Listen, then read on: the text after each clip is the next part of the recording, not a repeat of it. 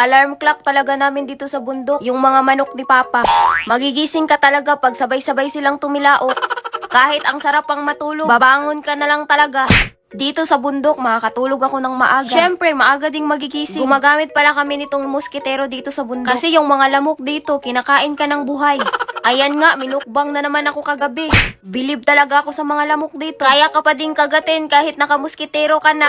Tubig lang talaga yung problema namin dito sa bundok. Tuwing umuulan lang talaga kami magkakatubig dito. Kaya kapag tuwing umaakyat, may dala-dala kaming mga galon na tubig. Masarap talagang magkape dito sa bundok tuwing umaga. Kasi nga malamig. Partneran pa nitong tinapay na mas malaki pa yung muta ko sa palaman.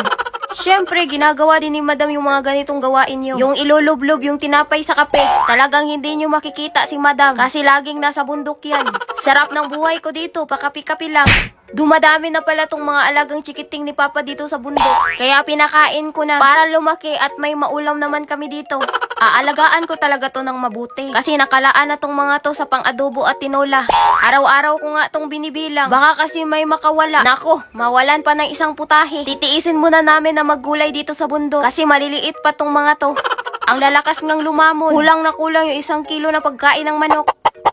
Nagplano-plano na nga kami kung ano yung itatanim namin ngayon. May nabili palang mga binhi si nanay ng mga gulay. Itatanim na namin to para may sahog na gulay yung mga manok. Hindi kami laging nagmumukbang dito sa bundok. Abay, nagtatanim din itong si Madam. Wala kaming lulutuin kung hindi kami magtatanim dito. Kaya nga hindi na nagluto si Madam ngayon kasi wala nang lulutuin.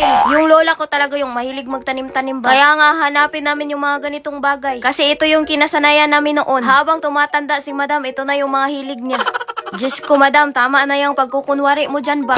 Lagi na lang nagtatanim tong si Madam pero hindi bumubuhay tong mga tinatanim niya.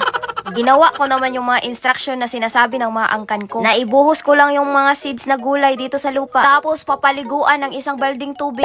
Ewan ko na lang kung hindi pa mabubuhay tong mga tinatanim ko. Kung hindi tumubo tong mga to, sadyang malas ka talaga, Madam.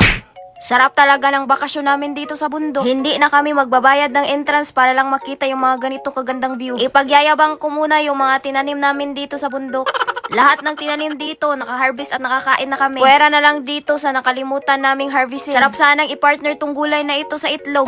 Kanina pa talaga ako nagka-interes sa mga itlog na tuba.